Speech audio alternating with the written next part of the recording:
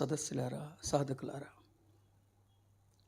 సనాతన సాంప్రదాయం, సనాతన సాంప్రదాయం, సనాతన సాంప్రదాయం, సనాతన సాంప్రదాయం అన్న నామామృతంలో పొసిగి ఉన్న అద్భుతమైన అమృతోపమానమైన సత్యాన్ని ఈ ప్రాతः సమయాన్న మరోసారి పునఃస్మరించుకునే ప్రయత్నాన్ని గావిద్దాం. సనాతనం అంటే అత్యంత ప్రాచీనమైనది, నిత్య నూతనమైనది. The ancient, that which never ever gets outdated. అంటే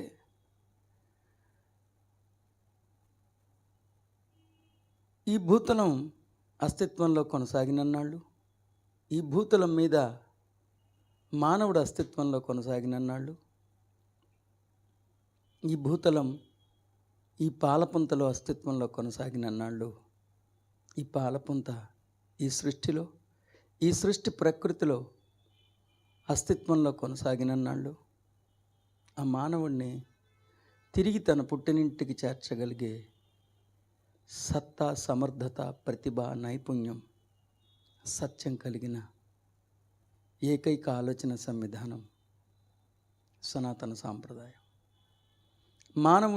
మానవుణ్ణి తన పుట్టినింటికి చేర్చగలిగే శ్రేయో మార్గం సనాతన సాంప్రదాయం. ఇంత సాంకేతికత,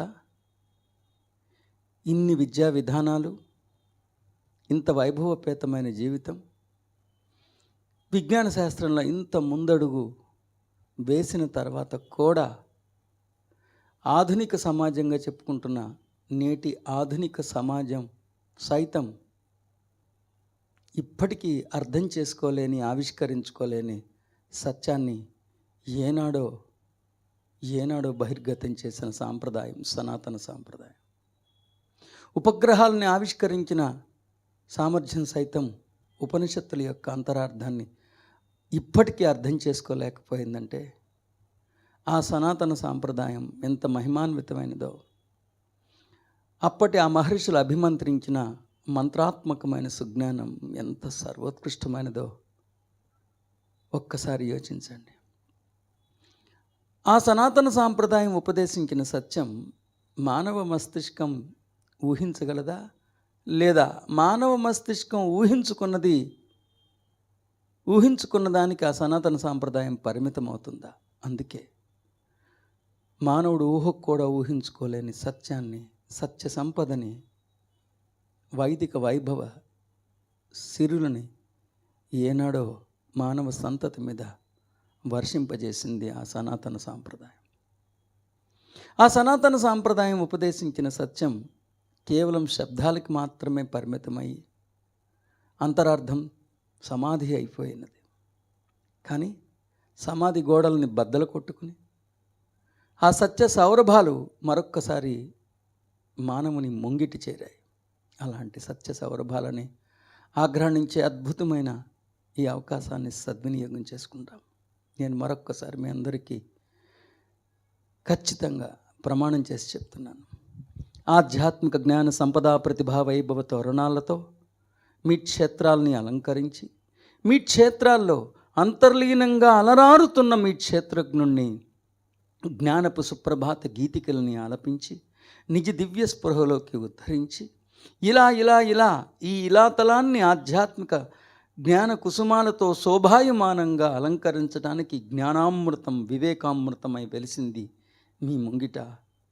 జీవించినంతకాలం, శ్వాసించినంతకాలం ఈ సత్యాన్ని, ధర్మాన్ని, చైతన్యాన్ని, ఎరుకని మీకు ఉపదేశించి మీ పుట్టినింటికి చేర్చే బాధ్యతని వహిస్తానని మరొక్కసారి వినయపూర్వకంగా వేడుకుంటూ కాశీతుల్యమైన ఈ సదస్సుకి స్వాగతం, శుభస్వాగతం, దివ్య స్వాగతం.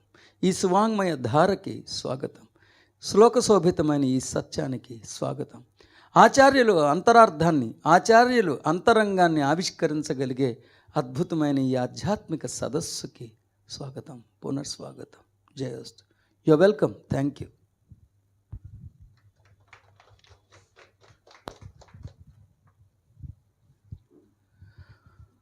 సో నిన్నటి రోజున మునుపటి శ్లోకంలో, మునుపటి ప్రకరణంలో అద్భుతమైన సత్యాన్ని హస్తగతం చేసుకున్నాం. ఆత్మ సంయమ యోగం అన్న నామాంతరం గావింపబడిన ప్రకరణంలోని ఆచార్యులు మనకు అందించిన సంపదల్ని మునుపటి శ్లోకంలో హస్తగతం చేసుకున్నాం. గీతా శాస్త్రం మీద నాకుండే అభిప్రాయాన్ని మరొక్కసారి మీ అందరికీ తెలియజెప్తున్నాను. నన్ను ఒక యాంకర్ అడిగారు, భగవద్గీత ఏ వయస్సు ఉన్నవారు ఎప్పుడు తెలుసుకోవాలని. వారికి నేను చెప్పిన సమాధానం, ప్రస్తుతం మనం ఆకలితో, దరిద్రంతో సతమతం అవుతున్నాం అనుకోండి. ఈ పరిస్థితిని ముందుగానే గ్రహించిన మన పూర్వీకులు ముందు జాగ్రత్తగానే మన పేరు మీద కొన్ని వందల వేల కోట్ల ఆస్తులని హస్తగతం చేస్తూ ఒక వీలునామా రాశారు.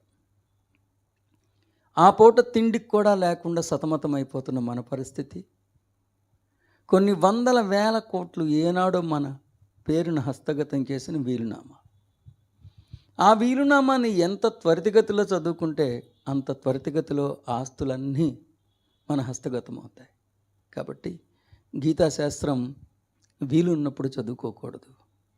వీలు చేసుకున్న ఆ వీలునామాని మనం అధ్యయనం చేస్తే మన కోసం ఎదురు చూస్తున్న ఆస్తిపాస్తులన్నీ మన హస్తగతం అవుతాయి. కాబట్టి ప్రతి మానవుడు కులంతో, మతంతో, ప్రాంతంతో, ప్రాంగణంతో, ప్రాయంతో, లింగ వ్యవస్థతో సంబంధం లేకుండా త్వరితగతిలో ఆచార్యులు ఉపదేశించిన గీతాశాస్త్రం యొక్క అంతరార్థాన్ని అర్థం చేసుకుని మీ గీతని మార్చగలిగే ఆ భగవద్గీతని స్వాగతించమని మరొక్కసారి మీ అందరికీ హితోపదేశాన్ని గావిస్తూ మరొక్కసారి ఈ అంతర్ముఖాలయానికి స్వాగతం, దివ్య స్వాగతం, శుభ స్వాగతం. You welcome sir, thank you, జయోస్తు. సో మునుపటి ప్రకరణంలో 6వ అధ్యాయం మునుపటి సంచికలో మనం 15వ శ్లోకాన్ని సుసంపన్నం చేసుకున్నాం. ఇవాళ ఆత్మ సంయమ యోగం 16వ శ్లోకాన్ని, ఆ శ్లోకం యొక్క భావాన్ని, ఆచార్యుల భావ సౌరభాన్ని, ఆచార్యులు ఉపదేశించిన ఉపదేశామృతాన్ని, వారు ఉద్బోధించిన ఆ బోధనని అర్థం చేసుకునే ప్రయత్నాన్ని గావిద్దాం. జయోస్తు.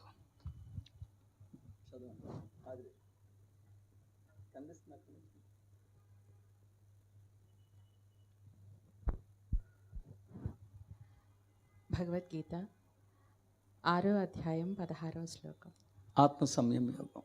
ఎస్, ఆత్మ సంయమన యోగం. నాత్యస్నతస్తు యోగోస్తి నచైకాంత మనస్నతః నచాతి స్వప్నశీలస్య జాగ్రత్తో నైవ చార్జున. భావం: అర్జున, అతిగా భుజించు వానికిని, ఏమాత్రము భుజింపని వానికిని, అతిగా నిద్రించు వానికిని, ఎల్లప్పుడూ మేల్కొని ఇండువానికిని ఈ యోగ సిద్ధి కలుగదు. అర్జున, ఓ అర్జున, యోగ ధ్యానయోగము అతి అస్నతః తు, అతిగా భుజించు వానికిని నా అస్తి కలుగనేరదు.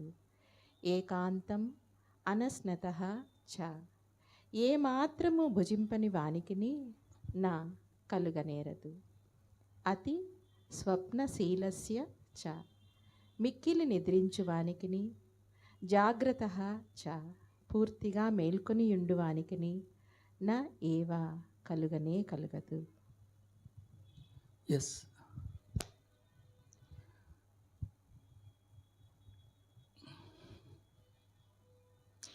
మూల విధేయత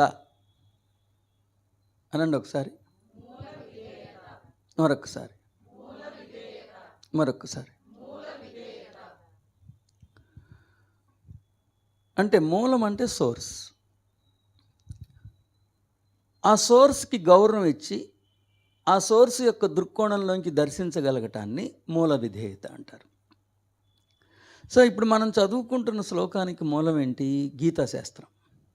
గీతాశాస్త్రంలో అంతర్భాగంగా ఉంది కాబట్టి ఈ శ్లోకాన్ని విడిగా మనం చూస్తున్నప్పటికీ ఈ శ్లోకంకి మూలం ఏంటి? గీతాశాస్త్రం, భగవద్గీత.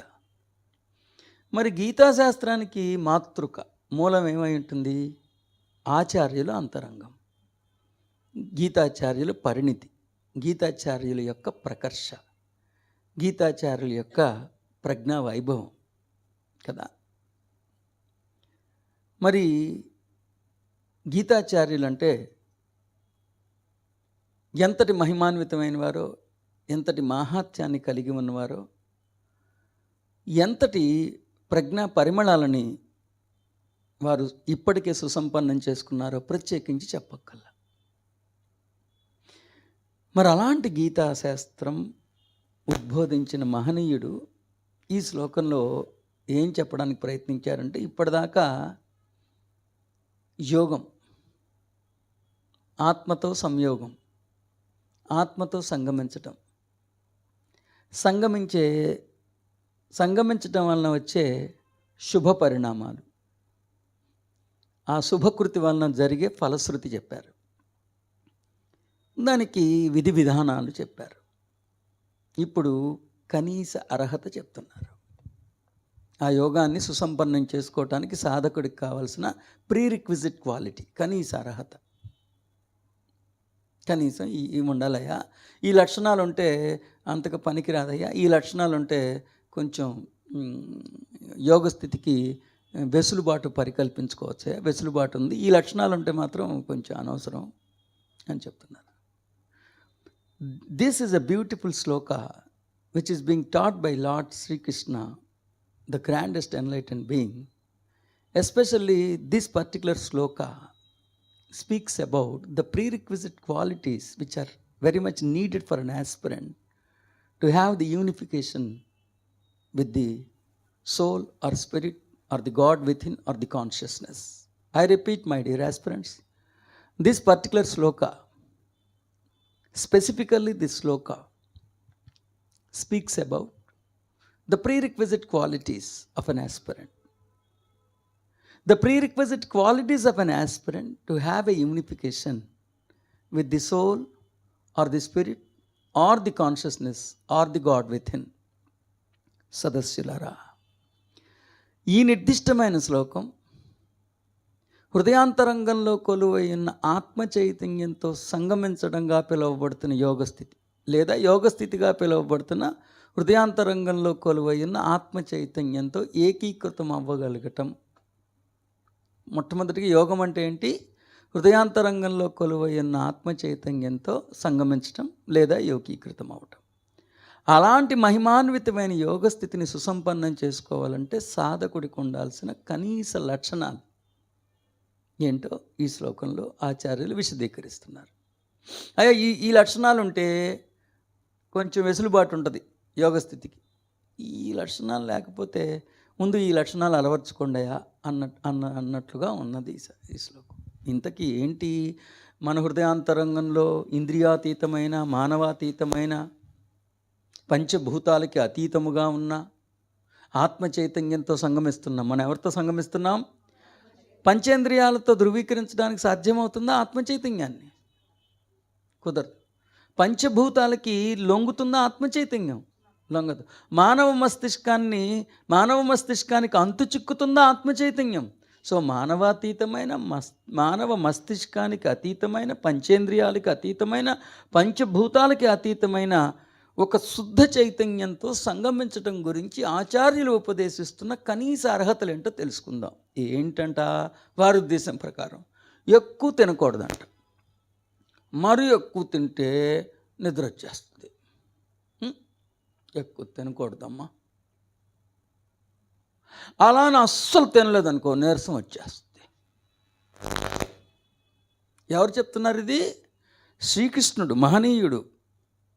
తన పదార్థ పరిమాణానికి పరాకాష్ఠగా నిలిచిన పర్వతాన్ని సైతం తన సంకల్ప శక్తితో పెకలించిన ఆచార్యులైన శ్రీకృష్ణుడు తాను ఏ మహిమాన్వితమైన సుజ్ఞానానుష్ఠానం గావింపబట్టంతో అంతటి అద్భుతమైన ఆధ్యాత్మిక విన్యాస లీలా కేళి వినోదాన్ని అవలీలగా చేశారో ఆ సుజ్ఞానాన్ని ఉపదేశించనారంభించిన శ్రీకృష్ణుడు మన హృదయాంతరంగంలో కొలువయ్యున్న మానవాతీతమైన ఇంద్రియాతీతమైన మానవ మస్తిష్కానికి అంతుచిక్కనటువంటి శుద్ధ చైతన్యంతో సంగమించడానికి ఉపదేశిస్తున్న కనీస లక్షణాలంట ఎక్కువ తినకూడదమ్మా, నిద్ర వచ్చేస్తుంది.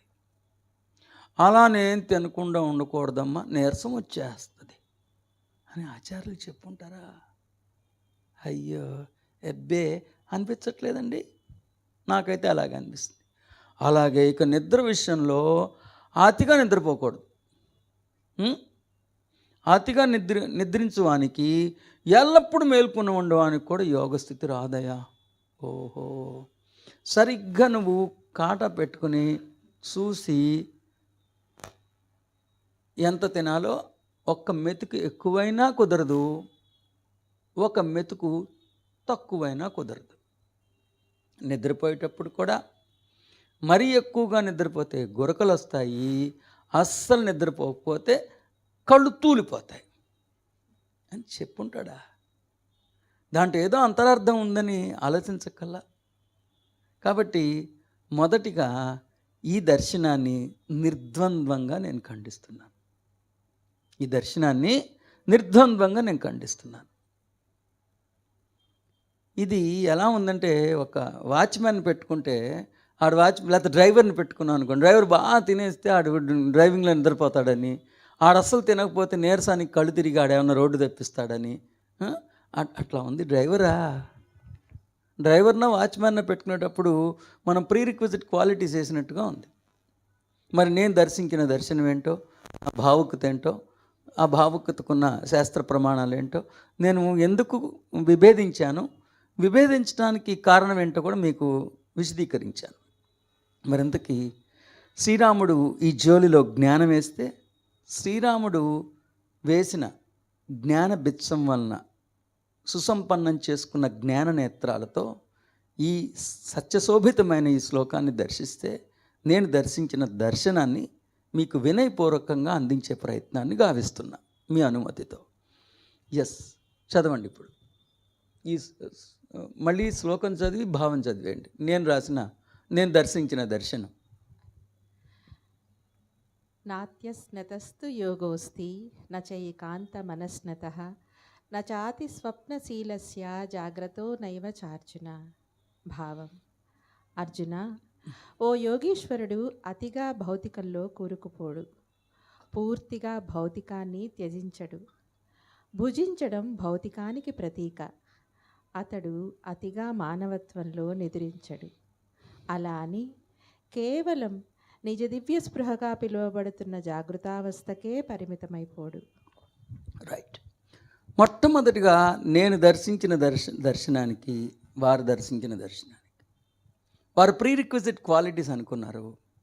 కానీ నేనేమని చెప్తున్నానంటే, ప్రీ రిక్విజిట్ క్వాలిటీస్ ఆల్రెడీ చెప్పాడు. జిజ్ఞాస, గురువు పట్ల గౌరవం, అవి. ఇది ప్రీ రిక్విజిట్ క్వాలిటీస్ కాదు. The signature of an enlightened being, the modus operandi of a realised god, the grandest beautiful behaviour of the god realised. సత్యాన్ని తెలుసుకుని స్వయాన్ని ఆవిష్కరించుకుని తన హృదయాంతరంగంలో ఉన్న అంతర్యామితో అభేదాన్ని దర్శించి యోగస్థితిని సుసంపన్నం చేసుకున్న మహనీయుడు జీవన విధానం ఏ రీతిగా ఉంటుందో చెప్తున్నారు. మొట్టమొదటిది. లేదండి ఇంతే తినాలి అంతే తినాలంటే ఇంకా క్షేత్రజ్ఞ విభాగం యోగం ఎందుకుంది? ఈ దేహమే నువ్వు కాదురా నాయన అంటే, దేహాతీతమైన స్థితిలో ఉన్నవాడితో సంగమించడానికి ఇలాంటివి చెప్తారా లేదో సాధకులు కామన్ సెన్స్, ఇంగిత జ్ఞానం ఉపయోగించుకుంటే మీకే అర్థమైపోతుంది. సో నేను దర్శించిన దర్శనంలో వారికి నాకు ఉన్న వ్యత్యాసాన్ని, అంటే వారి దర్శనానికి నేను దర్శించిన దర్శనానికి ఉన్న వ్యత్యాసాన్ని నేను మీ ముందు ఉంచే ప్రయత్నాన్ని చేస్తున్నాను. వారు ఏమనుకున్నారు? ఇవన్నీ ఆ యోగ స్థితిని సుసంపన్నం చేసుకోవటానికి సాధకుడికి కావాల్సిన కనీస అర్హతలుగా వారు అభిప్రాయపడ్డారు. కానీ నా దర్శనం ఇప్పటికే సత్యాన్ని తెలుసుకుని స్వయాన్ని ఆవిష్కరించుకుని తన హృదయాంతరంగంలో కొలువైన అంతర్యామితో అభేద దర్శనాన్ని దర్శించి యోగ స్థితిని సుసంపన్నం చేసుకున్న మహనీయుడి జీవన విధానం ఎంత వైభవపేతంగా ఉంటుందో చాలా విపులంగా వివరణాత్మకంగా చెప్పారు. మొట్టమొదటిది అది. Yes my dear aspirants, these are not the prerequisite qualities, but this is the grandest modus operandi of a realised God. మొదటిగా ఫస్ట్ వాళ్ళు దర్శించిన దర్శనాన్ని చెప్పాను, రెండోది నేను దర్శించిన దర్శనాన్ని చెప్పాను. ఫైన్, బాగుంది. ఇంకా రెండోది భుజించడం. ఆయన స్పెసిఫిక్గా వాడారు ఆ పదాన్ని. అతి అస్నతః తు. అతి అస్నతః అంటే అతిగా భుజించు, అస్నతః అంటే మరి భుజించని వారు అన్నారు కాబట్టి వారిదే తీసుకుందాం. ఎందుకంటే సంస్కృతంలో అంత భాషా పాండిత్యం లేకపోయినా వారు అనువదించారు కాబట్టి వారు అనువదించిన అనువాదాన్ని నేను అంగీకరిస్తూ ముందుకెళ్తున్నాను. సో అస్నతః అంటే భుజించడం అంటే ఎప్పుడు ఆహారం దేనికి ప్రతీక? దేహానికి ప్రతీక. దేహం దేనికి ప్రతీక? భౌతికానికి ప్రతీక. సో ఇప్పటికే సత్యాన్ని తెలుసుకుని స్వయాన్ని ఆవిష్కరించుకున్న మహనీయుడు భౌతికమైన పదార్థ రూప జగత్తులో అందరిలా అంత లోతుగా కూరుకుపోడు. ఉంటాడు, అన్ని అఫైర్స్లో ఉంటాడు, కానీ అంత లోతుగా కూరుకుపోడు. అదే సర్వస్వం అన్నట్లుగా జీవించడు. భౌతికమైన విజయం కోసమే జీవించడు. ఇంకా చెప్పాలంటే తన ఈ జన్మ సార్థకత లభించిందా లేదా అన్నది, తన జన్మలో గెలిచాడా లేదా అన్నది, తాను సంపాదించుకున్న ఆస్తిపాస్తుల విలువలు కట్టి తాను గెలిచాడో లేదా అంచనా వేయడు. తను నేను గెలిచానా గెలవలేదా అనేటప్పుడు మనం ఎంత సంపాదించాం, నాన్న ఎంత ఇచ్చాడు, మనం ఎంత పెంచాము, ఇప్పుడు దీని విలువ ఎంత, మన పక్కనోడు ఎంత సంపాదించాడు, అలా లెక్కాడు. ఈ జన్మలో the success of life will not be evaluated by the success of the finance, the assets accomplished in the physical life. So భౌతికంలో ఉంటాడు అతను, కానీ అంత తీవ్రంగా లోతుగా కూరుకుపోడు. తర్వాత అలానే భౌతికాన్ని పూర్తిగా త్యజించి భౌతికంలో ఉన్న సుఖం, సౌకర్యం, సంతోషం వదిలేసి ఉండడు. He will not miss the fun of the physicality. At the same time he will not give unwanted priority to the physicality. భౌతికానికి అవాంఛనీయమైన ప్రాధాన్యతనిచ్చి భౌతికానికి ప్రభావితం అవ్వడు. అలానే భౌతికంలో ఉన్న సుఖాన్ని, సౌకర్యాన్ని, సంతోషాన్ని త్యజించి త్యాగరాజులా జీవించడు. He will enjoy all the fun of physicality to the peaks.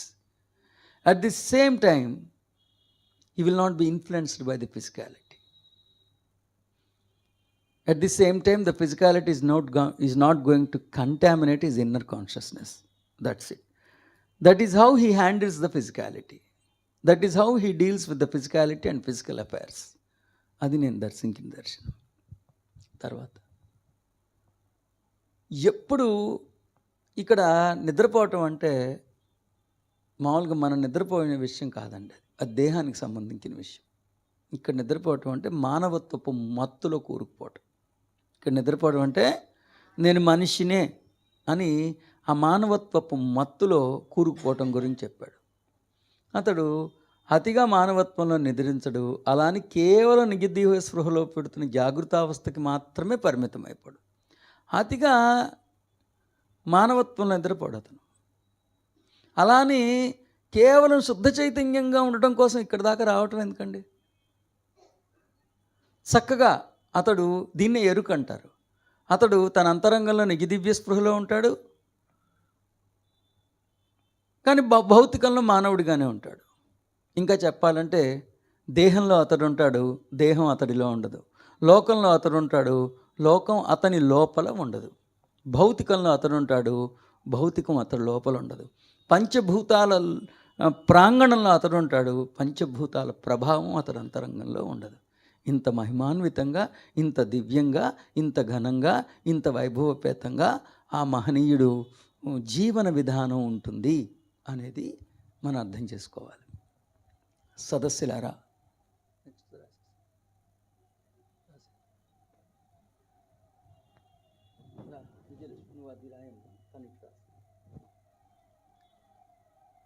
సదస్సులారా, 2వ అధ్యాయం 42, 43, 44 శ్లోకాల్లో ఆచార్యులు చాలా విపులంగా చెప్పారు.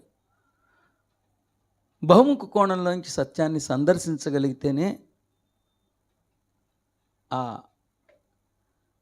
యథార్థం అవగతమవుతుందని, చెప్పే గురువులకి ఆ సమర్థత లేదని, వినే శిష్యులకి ఆ జిజ్ఞాస లేదని చాలా విపులంగా చెప్పారు. ప్రతి శ్లోకానికి బాహ్యార్థం, అంతరార్థం ఉంటాయని ముందుగానే సాంఖ్యశాస్త్రంలోనే హెచ్చరించారు. కాబట్టి బాహ్యార్థంతో సరిపెట్టుకుని విషతుల్యమైన జీవితాన్ని జీవిస్తారా? అంతరార్థాన్ని అర్థం చేసుకుని అమృతోపానమైన విద్యని సుసంపన్నం చేసుకుని ఈ జనన మరణ చక్రాల విషవలయానికి స్వస్తి పలికి సత్యాన్ని తెలుసుకుని స్వయాన్ని ఆవిష్కరించుకుని బాహ్యోన్ముఖుడి నుంచి అంతర్ముఖుడై హృదయాంతరంగంలో సజీవంగా అస్తిత్వంలో కొనసాగుతున్న ఆత్మ చైతన్యం యొక్క అస్తిత్వాన్ని గుర్తించి ఆయనతో అభేదాన్ని దర్శించి ఆయనతో సంగమించిన తర్వాత అతడి దేహయాత్రలో శేష జీవితం గడుపుతున్నప్పుడు అతడి జీవన విధానం ఎంత అద్భుతంగా ఉంటుందో శిఖరముని దర్శించగలుగుతుందన్న చందంగా ఆచార్యులు అత్యంత వైభవపేతమైన 6వ అధ్యాయం 16 శ్లోకంలో స్వీట్ 6 and 16లో చెప్పారు. అటు ఇటు 6 మధ్యలో 1 అద్భుతమైన శ్లోకమే. ఈ స్వీట్ 16లో చెప్పారు ఏమని? The modus operandi of an enlightened being, the grandness of an enlightened being. Once the introspection has happened, once the unification with the consciousness has happened, the modus operandi of that enlightened being will be so grand, will be so beautiful, so joyous. Yes, he will not be riddled in the physicality to the fullest extent. At the same time, he will have all the fun of the physicality. He will never be influenced by the physicality. He will never be influenced by the physicality. He lives such a grander life. And one more thing is, he's always conscious. He's always aware. He's always aware. He doesn't lose his conscious. He's always aware of his divine awareness. And he will live such a beautiful life. He will have both the spirituality and physicality. Spirituality will not be at the cost of physicality. Physicality will not be at the cost of spirituality. He is such a master, such a beautiful life. And that is the grandest teaching taught by Lord Sri Krishna. Jai Sri Ram, Jai Sri Krishna, Jai Sri Mahavishnu. ముగ్గురు అద్భుతమైన వారే. ముగ్గురు మన పుట్టినింటికి చేర్చగలిగే సమర్థత కలిగిన వారే.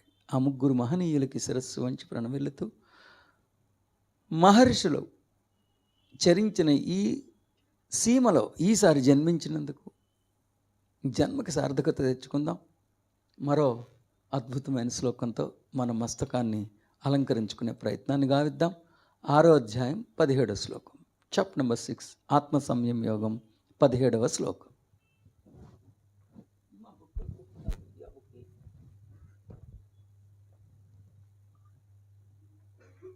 ముందు శ్లోకం చదవండి.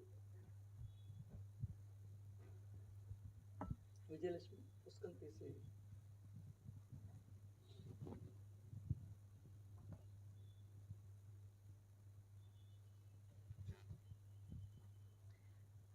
భగవద్గీత 6వ అధ్యాయము ఆత్మ సంయమన యోగము 17వ సంయమ యోగం ఆత్మ సంయమ యోగము 17వ శ్లోకం.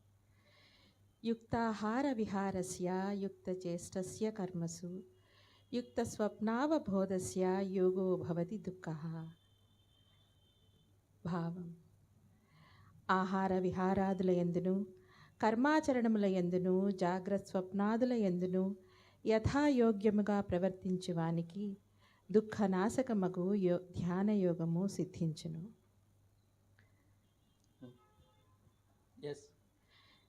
యుక్తాహార భావం చదవండి. ఆహార విహారాదుల యందును కర్మాచరణముల యందును జాగ్రత్త స్వప్నాదుల యందును యథాయోగ్యముగా ప్రవర్తించువానికి దుఃఖనాశకమగు ధ్యానయోగము సిద్ధించును.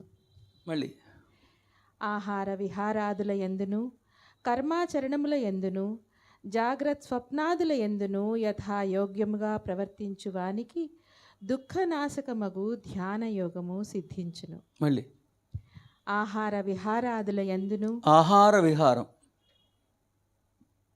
ఆహార విహారం అప్పుడు ఎలా ఉండాలి? జాగ్రత్తగా ఉండాలి. మన ఏ ఊళ్ళు పడితే ఆ ఊళ్ళు వెళ్ళిపోవటం, ఎక్కువగా ఊళ్ళు తిరగటం అట్లా చేయకూడదు. జాగ్రత్త చూసుకుని వెళ్ళాలి. సంవత్సరానికి ఒక టైం పెట్టుకోవాలి, 1 month అంతే, అంతకన్నా ఎక్కువ తిరగకూడదు. విహారం, ఓకేనా? ఫస్ట్ ఆహారం, తర్వాత విహారం. ఎస్. కర్మాచరణముల యందును ఎస్ జాగ్రత్త స్వప్నాదుల యందును. సో కర్మల్ని చేస్తున్నప్పుడు కూడా చాలా అవేర్గా ఉండాలి. మేల్కొన్నప్పుడు జాగ్రత్తగా ఉండాలి, పడుకున్నప్పుడు జాగ్రత్తగా ఉండాలి, కలలు కంటున్నప్పుడు కూడా జాగ్రత్తగా కలకనాలి. యథాయోగ్యముగా ప్రవర్తించువాని, యథాయోగ్యముగా అంటే తదనుగుణ్యంగా వ్యవహరించాలి, జాగ్రత్తగా ఉండాలి. ఓకేనా? దుఃఖనాశకమగు ధ్యానయోగము సిద్ధించును. దుఃఖనాశనమగు ధ్యానయోగము సిద్ధించును. ఎస్. తర్వాత ఫస్ట్ మీరు గుర్తుపెట్టుకోవాల్సింది ఏంటంటే, ఎక్కడ ఆయన ధ్యానం అన్న పదం వాడాల. ప్రతి శ్లోకంలో ఈయన యోగం అంటాం, వాళ్ళ ధ్యాన యోగం అంటాం. ఎక్కడ మచ్చుకు ఒకసారి అంటే అక్కడ అన్నాడు కాబట్టి నేను దాన్ని పునాదిగా తీసుకుని, దాన్ని ఆధారంగా తీసుకుని, దాన్ని కేంద్ర బిందువుగా అనుకుని నేను అలా ఆలోచిస్తున్నానయ్యా అనొచ్చు. కానీ అసలు ఒక్కసారి కూడా అనలే ఆయన. ఎందుకు వాళ్ళకి అట్లా అనిపించిందంటే, యోగం అన్న పదానికి అర్థం తెలియకపోవటం వల్ల. యోగం అంటే సంగమం, యోగం అంటే సంగమం అని తెలిసినా ఎవరితో సంగమించడమో తెలియకపోవటం వల్ల, జీవాత్మ పరమాత్మల సంగమం అని తెలియకపోవటం వల్ల, హృదయాంతరంగంలో కొలువయ్యున్న ఆత్మ చైతన్యంతో సుసంగమం అని తెలియకపోవటం వలన, జరగాల్సిన ఈ ప్రక్రియ అంతా ఆలోచన సంవిధానంలో జరగాలని తెలియకపోవటం వలన, సుజ్ఞాన సముపార్జన వలన మన ఆలోచన సంవిధానంలో జరగాల్సిన సంస్కరణ అన్న ఇంగితం కోల్పోవటం వలన వాళ్ళు ఏమనుకున్నారు? ధ్యానయోగం ధ్యానయోగం ధ్యానయోగం అని అపోహపడుతూ వచ్చారు. జయోస్తు. మొట్టమొదటిగా సాధకులు అది గమనించాల్సిందిగా విజ్ఞప్తి. సో మీ ఇష్టం ఏంటి? యుక్తమైన, యుక్తమైన అంటే తగిన, యుక్తమైన అంటే ఏంటి? తగిన. ఎక్కువ కాదు, తక్కువ కాదు, మధ్యే మార్గం. మరీ ఎక్కువ విహారాలకు వెళ్ళిపోకూడదు. అలా నేను గడపకుండా నేను దాంట్నండి లోపల ఉంటానంటే ఏం తెలుస్తుంది? అలా అని ఎప్పుడూ బయటే తిరుగుతూ ఉంటే, ఇంటి పట్టణ మన భర్త ఉన్నాడా, పిల్లలు అన్నం తిన్నారా, పెద్దోడు స్కూల్కి వెళ్ళాడా లేదా, ఏం తెలుస్తుంది అని మన ఆచార్యులైన శ్రీకృష్ణుడు ఏనాడో ఒక ఇల్లాలు, ఒక గృహస్థ జీవితంలో ఉన్న మానవుడు ఎలా నడుచుకోవాలని ఏనాడో చెప్పేశాడు. అలా అనుకున్నా మీ ఇష్టం. ఇది చెప్పడానికి శ్రీకృష్ణుడు ఎందుకు? ఆ ఊటీలో వాళ్ళు ఎవరో కోర్సులు ఇస్తున్నారన్నారే, భర్తతో ఎలా ఉండాలి, భార్యతో ఎలా ఉండాలి, అవే ఉన్నాయన్నారే, వాళ్ళు చెప్తారు. శ్రీకృష్ణుడు చెప్పడాయి. అయితే పర్సనాలిటీ డెవలప్మెంట్ కోర్సెస్ ఉంటాయి కదా, వాళ్ళు చెప్తారు. చెప్తుంది ఆచార్యులు, గుర్తుపెట్టుకోండి. అందుకనే నేను అన్నాను ఇందాక, ఏమని? మూల విధేయత.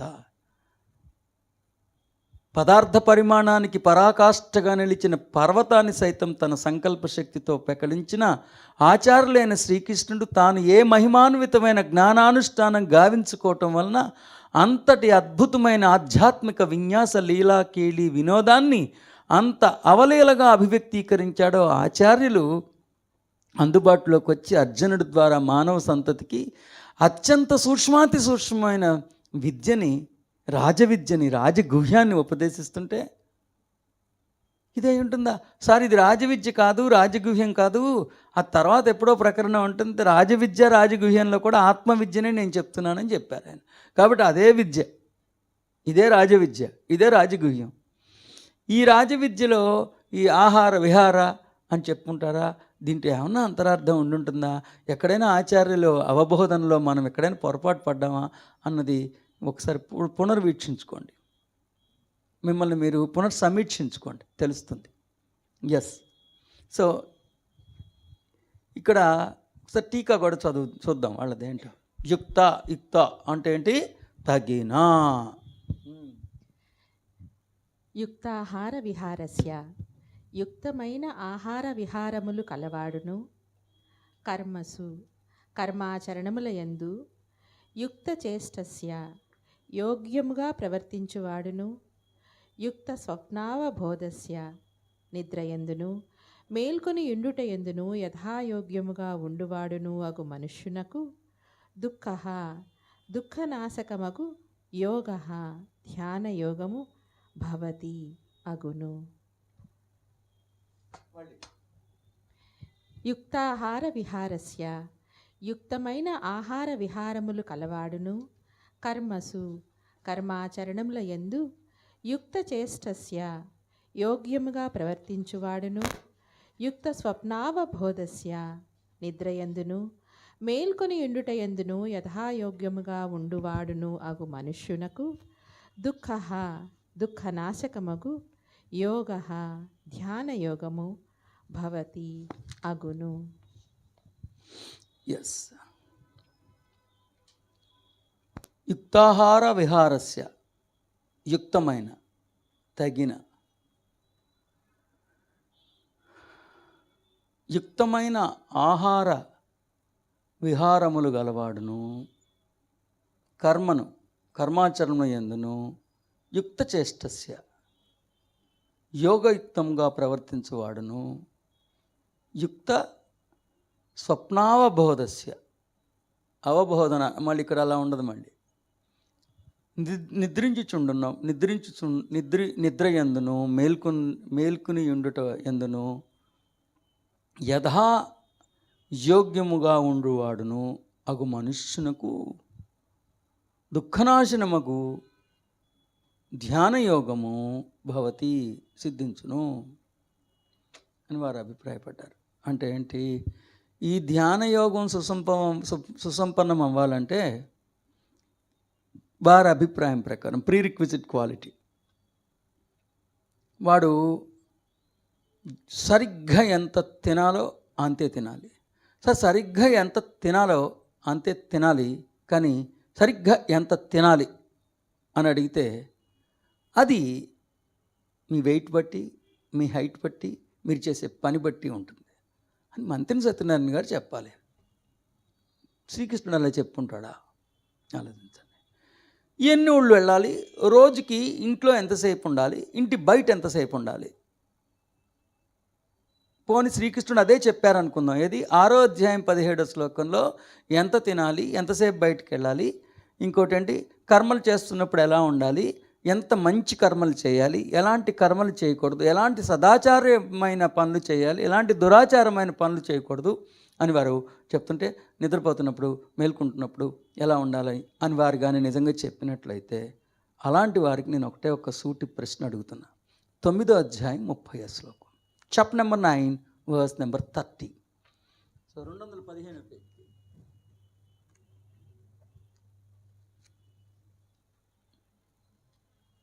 ఇది రాజవిద్య రాజగుహ్యోహం, దీని కంటిన్యూషనే. అలాంటి ఈ ఆత్మవిద్య రాజవిద్య. ఆ రాజవిద్యలో 9వ అధ్యాయం 30వ శ్లోకంలో ఏం చెప్పారో చూద్దాం. ఆయన భగవద్గీత 9వ అధ్యాయము రాజవిద్య రాజగుహ్య యోగము 30వ. ఇది నా ఇంటర్ప్రిటేషన్ కాదండి, వారి ఇంటర్ప్రిటేషనే. అపి చేత్ సుదురాచారో భజతే మామనన్య భాక్ సాధురేవ సమంతవ్య సమ్యగ్యవసితో హి సహ. భావము: మిక్కిలి దురాచారం. మామూలు దురాచారం కాదు సార్, ఎంఫసైజ్ చెప్తున్నాడు, వీడు మామూలు దురాచారుడు కాదు, పిన్ని మా వాడు మామూలు దురాచారం గాడు కాదు, మిక్కిలి నేనున్నాడే, మిక్కిలి దురాచారుడు వీడు ఉన్నాడు. గుర్తుందా? మిక్కిలి నేను గారు మామూలు దురాచారుడు కాదు, మిక్కిలి దురాచారుడు అంట. అది మిక్కిలి దురాచారుడైనను అనన్య భక్తితో నన్ను భజించినచో అతనిని సత్పురుషునిగానే భావింపతగును. అదేంటి, ఇక్కడేమో ఎంత అన్నం తినాలి, ఎంత మెతుకు ముట్టుకోవాలి, ఎంత తినాలి, ఎంత తినకూడదు, ఎంతసేపు రోజుకి బయటికి వెళ్ళాలి, ఎన్ని ఊళ్ళు తిరగాలి, ఎన్ని ఊళ్ళు తిరగకూడదు, ఎలాంటి ఊళ్ళు వెళ్ళాలి, బస్సులో కూర్చున్నప్పుడు ఎటువైపు కూర్చోవాలి, నిద్రపోతున్నప్పుడు ఎటు తిరిగి పడుకోవాలి, కలగంటున్నప్పుడు ఎలా కనాలి, ఇష్టం వచ్చినట్టు కంటే ఆ కళ పెద్దదైన తర్వాత ఏమైపోద్ది, ఇన్ని చెప్పారే. అక్కడికి వచ్చేటప్పటికి దురాచారం కాదంట, మిక్కిలి దురాచారుడైనా సరే పర్వాలేదు, స్వయంతో సంగమిస్తే చాలు, అది సదాచారం కిందే పరిగణింపబడుతుందని చెప్పారంటే, మళ్ళీ దాని కంటిన్యూషన్ ఏంటి? 31వ శ్లోకం, అసలు ధర్మం అంటే అదే అని చెప్పారు. తర్వాత ఆ మిక్కిలి అయినా సరే స్వయంతో సంగమిస్తే సదాచారంగానే పరిగణింపబడుతుందని చెప్పి తర్వాత అక్కడికి ఆపల 31వ శ్లోకంలో క్షిప్రం భవతి ధర్మాత్మ అంటే ఏంటి? వెంటనే అతడు ధర్మాత్ముడిగా మారిపోతాడు అంటున్నాడు. క్షిప్రం అంటే ఇమ్మీడియట్గా అతను ధర్మాత్ముడిగా మారిపోతాడంట. అయ్యయ్యో, ఇదేంటి రెండు ఒకళ్ళే చెప్పారా? చూడండి. క్షిప్రం భవతి ధర్మాత్మ శశ్వశాంతిం నిగచ్చతి కౌంతేయ ప్రతిజానీహి నమే భక్త ప్రణశ్యతి. దాని మీనింగ్ చదవండి. ఓ కౌంతేయ, అతడు శీఘ్రముగా ధర్మాత్ముడగును. క్షిప్రం వెంటనే, శీఘ్రముగా వెంటనే, అసలు ఇమ్మీడియట్గా ధర్మాత్ముడు అయిపోయాడు. దురాచారంతోనే ఉన్నాడు, స్వయంతో సంగమించాడు అంతే. క్షిప్రం భవతి ఎలా? ధర్మాత్మ. సో ధర్మాత్మ అంటే ఎన్నింటికి లెగవాలి, ఎన్నింటికి పడుకోవాలి, టైం పాలన చేస్తున్నాడు లేదు, ఇవన్నీ కాదు. స్వయంతో సంగమించిన వాడు ధర్మాత్ముడు, స్వయంతో సంగమించని వాడు ఎన్ని సదాచారాలు చేసినా అధర్మ మార్గంలోనే ఉన్నట్లు అని చెప్పడానికి ఇది ప్రమాణం. తర్వాత 6వ అధ్యాయం 17వ శ్లోకంలో ఎంతసేపు తినాలి, ఎంతసేపు పడుకోవాలి, మధ్య మార్గం, ఇదంతా కాదని చెప్పడానికి నేను అబ్జెక్షన్ పెడుతున్నది 9వ అధ్యాయం 30వ శ్లోకం 31వ శ్లోకాన్ని పరిగణించి నేను తీవ్రంగా వారి దర్శనాన్ని విభేదిస్తున్నాను. ఎస్. ఓ కౌంతేయ, అతడు శీఘ్రముగా ధర్మాత్ముడగను, శాశ్వతమైన పరమశాంతిని పొందును. నా భక్తుడెన్నడును నష్టమునకు గురికాడు అను విషయమును నిశ్చయముగా ఎరుగను. శాశ్వతమైన పరమశాంతిని పొందును. కాబట్టి వారు దర్శించిన దర్శనంలో ఎక్కడో దృష్టిలోపం ఉన్నదనేది మాత్రం నేను అభిప్రాయపడుతున్నా. నా అభిప్రాయంతో అంగీకరించడం అంగీకరించకపోవటం ఎప్పుడు మీ ఇష్టం, అది జయవస్తు. సరే, నా అభిప్రాయం ఏంటో, నా దర్శనం ఏంటో చూద్దాం. ఎస్, శ్లోకం చదివి నేను దర్శించిన భావం చదవండి. యుక్తాహార విహారస్య ఎత్తుగడ యుక్తము. ఈ శ్లోకానికి కేంద్ర బిందువు యుక్తం అన్న పదప్రయోగం. ఈ శ్లోకానికి కేంద్ర బిందువు ఏంటి? యుక్తం, యుక్త. The linchpin of this beautiful sloka is yukta. యుక్తాహార విహారస్య యుక్త చేష్టస్య కర్మసు. అది యుక్త చేష్టస్య కర్మసు, మళ్ళీ యుక్త. అక్కడేంటి? యుక్తాహార విహారస్య, మళ్ళీ రెండోదేంటి? యుక్త చేష్టస్య కర్మసు. యుక్త స్వప్నావబోధస్య, యుక్త స్వప్నావబోధస్య, మళ్ళీ యుక్తము. కాబట్టి ఈ శ్లోకానికి కేంద్ర బిందువు యుక్తము. యోగో భవతి దుఃఖః. యోగో భవతి దుఃఖః. ఎస్. భావము: యోగయుక్తమైన ఆలోచన సంవిధానాన్ని సంప్రాప్తించుకున్న యోగీశ్వరుడే అసుర సంహారాన్ని గావించగలిగే ఓ దైవం. అతడి అంతరంగం దివ్యత్వం కొలువై ఉండే ఓ దివ్యధామం. ఒకసారి మళ్ళీ చదవండి. యోగయుక్తమైన ఆలోచన సంవిధానాన్ని సంప్రాప్తించుకున్న యోగీశ్వరుడే అసుర సంహారాన్ని గావించగలిగే ఓ దైవం. యోగయుక్తమైన ఆలోచన సంవిధానాన్ని సంప్రాప్తించుకున్న యోగీశ్వరుడే అసుర సంహారాన్ని గావించగలిగే దైవం. నేనేంటో చెప్తా ఒక్కోటి. అతడి అంతరంగం దివ్యత్వం కొలువై ఉండే ఓ దివ్యధామం. అతడి అంతరంగం ఏంటి? దివ్యత్వం ప్రభాసిల్లుతూ ఉండే ఓ దివ్యధామం, ఒక మంగళకరమైన మందిరం అది. అతడి ప్రతి కదలికలో, కర్మలో యోగయుక్తమైన దివ్య పరిమళాలే దర్శనమిస్తాయి. సో అతడి ప్రతి కదలికలో, ప్రతి కర్మలో యోగయుక్తమైన దివ్య పరిమళాలే దర్శనమిస్తాయంట. ఆ మహనీయుడు మానవత్వం అనే స్వప్నంలో తలమునకలవుతున్నప్పుడు కూడా అతని అంతరంగం జ్ఞానబోధ యొక్క స్పృహలోనే ఓలలాడుతూ ఉంటుంది. అతడంట మానవత్వం అనే కళలో పీకల దాకా కూరుకుపోయినట్టుగా అనిపించినప్పటికీ అతడి అంతరంగం మాత్రం ఎప్పుడు నిజ దివ్య స్పృహలోనే ఓలలాడుతూ ఉంటుందంట. దుఃఖనాశనమగు యోగత్వం అతడి సహజత్వం. సో దుఃఖనాశనమగు యోగత్వం అంటే దుఃఖనాశనం ఎలా అవుతుందంటే దుఃఖానికి ఒకసారి సో దుఃఖానికి హేతు ఎవరు? యోగత్వం లేకపోవటం, వియోగం. అంటే అంతర్యామిని కలవకపోతే దుఃఖం, అంతర్యామిని కలిస్తే దుఃఖనాశనం. అంతర్యామిని కలవకపోతే దుఃఖం. సో దుఃఖానికి హేతు ఎవరు? హృదయాంతరంగంలో ఉన్న దైవంతో సంయోగం చేయకపోవటం. ఎస్. సో ఇక్కడ నేను దర్శించిన టీకా కూడా చదువుకుందాం. చదవండి. యోగయుక్తమైన ఆలోచన సంవిధానాన్ని సంప్రాప్తించుకున్న యోగీశ్వరుడు. అది యుక్త అంటే యోగీశ్వరుడు ఎగ్జిక్యూషన్లోకి వస్తే యుక్త. యోగం కలయిక, ఆ కలిసిన వాడు యోగి, ఆ కలిసిన వాడు ఎగ్జిక్యూషన్ యుక్తము. యోగం యోగి యుక్తం. యోగయుక్తమైన ఆలోచన సంవిధానాన్ని సుసంపన్నం చేసుకున్న యోగీశ్వరుడు. హర అసుర సంహారాన్ని గావించగలిగే ఓ దైవం. హర అక్కడ వాళ్ళు ఆహార అన్నారు, నేను యుక్త హర అన్న. ఆహార కాదు, హర. హర అంటే హరించువాడు, సంహరించువాడు. ఎవరిని? అసురుని సమర్థించగలిగే సమర్థుడు. మీ ఇష్టం ఎలా అయినా సరే. యుక్త హర, యుక్తాహర. ఆ యోగయుక్తమైన ఆలోచన సంవిధానాన్ని సంప్రాప్తించుకున్నవాడు హర. దేన్ని? అసుర సంహారాన్ని గావించగలిగే ఓ దైవం. లోపల యోగయుక్తమైన ఆలోచన సంవిధానాన్ని సుసంపన్నం చేసుకున్న మహనీయుడు అంతరంగంలో అసురుడి పరిస్థితి ఎలా ఉంటుంది? అతడు హరింపబడతాడు, సంహరింపబడతాడు, హరితో హరింపబడతాడు. ఎస్. విహారస్య అంటే మీరు చూసుకోవచ్చు నిఘంటువులో. మనం అనుకున్న విహారం కాకుండా అద్భుతమైన మీనింగ్ ఉంది. విహారస్య చూసుకోండి. దేవదేవుడు కొలువై ఉండే రసరమ్యమైన ఓ దివ్య మందిరం. విహారస్య అనేది చూసుకోండి. సో నిఘంటువులో, నిఘంటువు సాక్షిగా రాసింది అది. సో రెండు మీనింగ్స్ ఉంటే మనకి ఎంతసేపు విహారం అంటే ఆహారం అంటే అది, విహారం అంటే ఇది. కానీ హర అక్కడ చెప్పింది ఆయన. విహారం అంటే ఏంటి?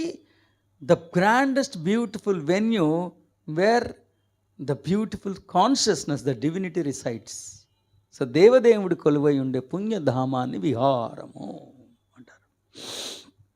సో దేవదేవుడు కొలువై ఉండే రసరమ్యమైన ఓ దివ్య మందిరం విహారస్య. ఎస్.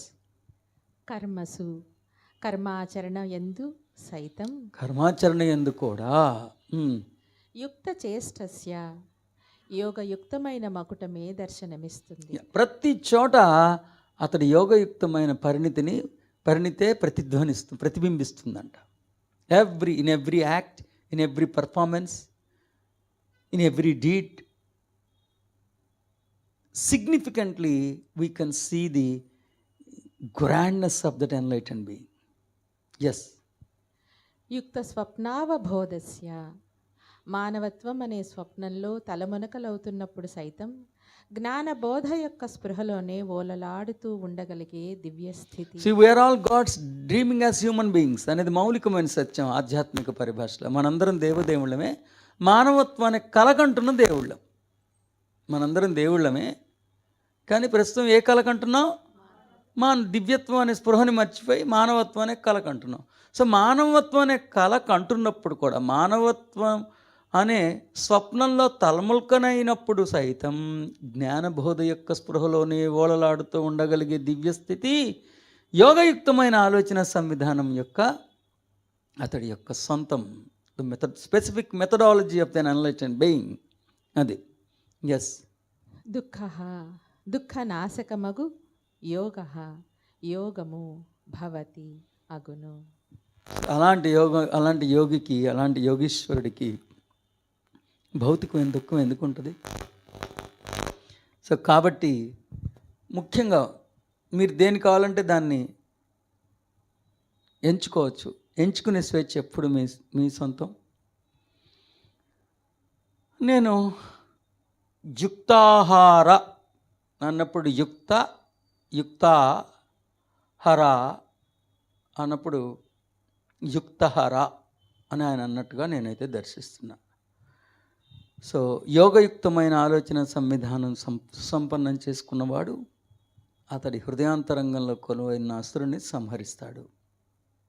రెండోది విహారస్య అంటే సరిగ్గా అలాంటి యోగయుక్తమైన ఆలోచన సంవిధానంలోనే దివ్యత్వం సజీవంగా ఉంటుంది. భగవంతుడు సజీవంగా ఉన్న భగవంతుడు ఉండే ప్రాంగణం యోగీశ్వరుడి యొక్క ఆలోచన సంవిధానం. ఏంటి? ఒక యోగీశ్వరుడి యొక్క ఆలోచన సంవిధానంలోనే దివ్యత్వం సజీవంగా అభివ్యక్తీకరిస్తుంటుంది, అనునిత్యం అభివ్యక్తీకరిస్తూ ఉంటుంది. మిగతా చోట్ల ఉంది కానీ ఏదో పేలవంగా ఉండటానికి ఉంది, నిస్తేజంగా ఉన్నది. ఇక్కడ మాత్రం it is very much active కదా. సో సజీవంగా ఉన్న దివ్యత్వం ఉండే ధామం యోగీశ్వరుడి యొక్క ఆలోచన సంవిధానం. విహారస్య కర్మసు యుక్త చేష్టస్య, అతడు కర్మలు చేస్తున్నప్పుడు కూడా అతడి యోగయుక్తమైన అతడి పరిణితిని మనం స్పష్టంగా దర్శనమిస్తుంది. అతని పరిణితిని మనం దర్శించవచ్చు. యుక్త స్వప్నావబోధస్య, సో మానవత్వం అనే పాత్రలో పీకల దాకా స్వప్నంలో ఉన్నప్పటికీ కూడా అతడిలో ఛాయాచాపల్యం ఉండదు. ఎప్పుడు హృదయాంతరంగంలో కొలువైన అంతర్యామి నుండి వినవస్తున్న మౌన బోధని, మౌన వ్యాఖ్యానాన్ని అర్థం చేసుకుంటూనే ఉంటాడు, ఆ స్పృహలోనే ఉంటాడు. అలాంటి వాడికి దుఃఖం ఎందుకు ఉంటుంది? సో దుఃఖ యోగ భవతి, అలాంటి వాడికి ఈ దుఃఖం అనేది ఉండదు అనేది నేను దర్శించిన దర్శనం. అయ్యా సీతయ్యలైతే చేయగలిగింది ఏం లేదు, కానీ మార్ధవం మీలో ఉంటే, కృష్ణుని నిజంగా మీరు గౌరవిస్తుంటే, ఇప్పటిదాకా అపార్థాలు రాజ్యమేరే కదా, కనీసం ఇప్పటికైనా అంతరార్థాన్ని అంతరార్థం అర్థం చేసుకుని అధిష్టానం వైపు అడుగులు వేద్దామన్న ఆశ ఉన్నవాళ్ళు ఎవరినైనా స్వాగతిస్తున్నా. అంతరార్థాన్ని అర్థం చేసుకుని అధిష్టానాన్ని అధిరోహించాలన్న తీయందనాల తలంపు కలిగిన ప్రతి ఒక్కరికి శిరస్సు వంచి ప్రణవిలుతూ, ఎప్పటిలా అందరిలా ఈ జన్మని కూడా నిరర్ధకం చేసేసుకోవద్దు. ఎన్ని వందల వేల కోట్లు సంపాదించినా ఈ భూతల నుంచి నిష్క్రమించేటప్పుడు మీతో పాటు తీసుకెళ్ళగలిగేది ఒక్కటే, అవన్నీ నిరర్ధకమే. మీతో పాటు తీసుకెళ్ళగలిగేది కేవలం సుజ్ఞానం మాత్రమే, స్వయం గురించి మీరు ఆవిష్కరించుకున్న ఆవిష్కరణలు మాత్రమే. 15వ అధ్యాయం 10వ శ్లోకంలో ఆచార్యులు చాలా విపులంగా చెప్పారు. సుజ్ఞాన సమపార్జన కేవలం భూతలంలో దేహంలో ఉన్నప్పుడు మాత్రమే సాధ్యం, ఇంకెక్కడా అది సాధ్యం కాదు అని చెప్పారు. కాబట్టి ఈ దేహయాత్రని సద్వినియోగం చేసుకోండి.